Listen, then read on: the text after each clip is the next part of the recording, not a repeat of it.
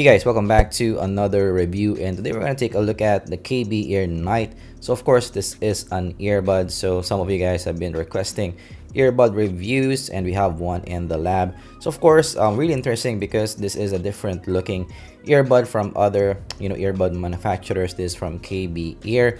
So yeah, there's not a lot of earbuds from KBEAR yet, so how will this fare compared to our other competitors, of course, to the Vitos and to the Fails of the world? We're gonna find out in this video. But of course, let's unbox it first and take a look at what's inside the box with our trusty unboxing knife. So KBEAR has been doing great stuff, of course, because yeah, in the IEM world, they have been making better and better IEMs, and they're now one of the top recommendations here in the channel, especially in the $100 range. And actually the KBEAR 04 will come soon, guys, so that's around $20 to $30, so right smack in the budgetfi range. Let's take a look at what you get in the box. Of course, you get that kind of portrait KBEAR earbud, and it says Night in ear, 14 or 15 dynamic driver, so dual composite biology, N52 high magnetic driver, silver plated copper,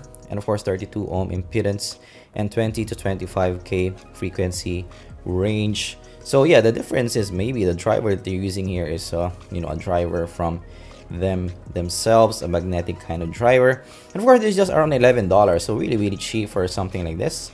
And let's take a look at what you get inside the box. So of course you get your manuals, and actually I do appreciate the kind of design that from the portrait itself. I do like the overall design. It's much like maybe a Batman kind of design. Let's look at what you get in the box itself first. So here in the package, of course, you are getting some additional tips or foams, different colors as well, so nicely done in the package itself. And you're also getting a mic clip, which is really cool, and not a lot in the box. Going to the package itself, so this is the earbud now, and there's no case here. So the NiceHCK earbud actually has an advantage because it has a case already, but this one doesn't have a case. They're both similar in price, but let's take a look at what you get. So this is the design, so definitely it's different from your usual earbud. So this is the NiceHCK bud, so it looks more premium. It also feels more premium. Actually, it kind of levels to the Fail. This Fail is around $20, so 2 times more expensive. So yeah, build quality is pretty good here. You have the metal and also KBEAR logo, really cool looking. You have that metal kind of design here, and yeah, it feels weighty also in terms of the cable. It's much like what you get with the QKZs of the world. Definitely I do like this cable more than your Vito kind of cable.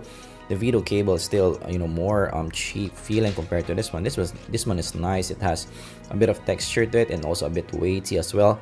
You have also a metal plug at the top and also a metal fork. So overall, the build quality is pretty good, and yeah, it definitely feels more than a $10 kind of price range. So actually looking at there's really a magnet here at the top. So look at that, guys, they're not meeting, so that's really cool. Right off the bat, for $10, these are pretty nicely built. Right now, let's move to the sound. So in my first listen, the thing that I was impressed on was the speed and detail on this. So there's some micro detail here compared to the other earphones that I've heard in the price range. So maybe dynamic driver or the different driver that they used here helped out in retrieving more micro detail. However, I find this lacking in some areas, so this didn't really blow me away. But let's talk about that. So it's a V-shaped kind of sound. It's balanced sounding. So from the signature, it has a dip in the 4K region. So also I did use the foam in measuring this and also listening to this. So you should try to get a good fit with this one to get the best out of it. So I suggest a foam to use with the KBEAR Night. Tonality is a bit north of natural, so it has a bit of metallic tone to it. Warmish in presentation and also fairly smooth in the overall presentation. So the highs have good body, no peakiness on top. So looking at the signature, there's no peak here as well. This is not a super extended highs though, so this is not your bright kind of high. So for bright heads, this might not be for you. Mids are thick in presentation, so the vocals are heard well in the mix. The male vocals are more recessed than the female vocals, again with that 3K recession in the measurements. However, a major issue here is I find the vocals to be a bit hollow. So there's like an old radio kind of sound going on. It's not that full sounding for me. So for vocals, I still like the B40. So frankly speaking, even if the mids are heard well in the mix, it's definitely one of the weakness for me of the KBEAR Night. So the bass is in the boomy side but not overly boomy. It has small amount of punch. So this is not your bass head's IEM. There's not a lot of sub bass also. So again, it's a bit toned down in the bass department. So yeah, in terms of the signature, if you like a more balanced sound, this might be something that you should consider. Soundstage is average as well as the separation, and imaging is also just average. So technicalities in that part, not a lot. Whereas overall, it's a nicely built kit.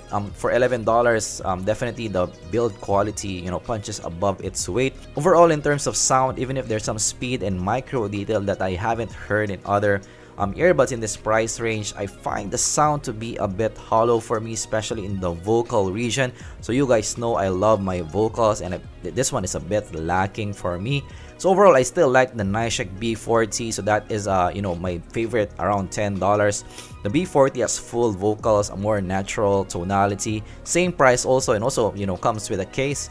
So overall, the value in the NiceHCK B40 for me is still better compared to the KBEAR Night. So what the KBEAR Night has for it is, of course, the build quality. Otherwise, in terms of sound, I do like the B40 better. I think it's a more superior sounding earbud. Alright, so that is my review of the KBEAR Night. Actually, this has been with me for several months and I just haven't reviewed it yet. So hopefully you enjoyed this content. Of course, if you did, leave a like and subscribe for more content like this in the future. We review budget-fi to mid-fi audio gear, so if you're into that, consider subscribing. And actually, I do have some top-of-the-line stuff here and there, so that's also something that you can expect from the channel. But this is still mainly a budget to mid-fi channels. If you're into that, of course, consider subscribing. And keep safe, guys, with the COVID out there. And I'm gonna see you guys in the next video. Goodbye.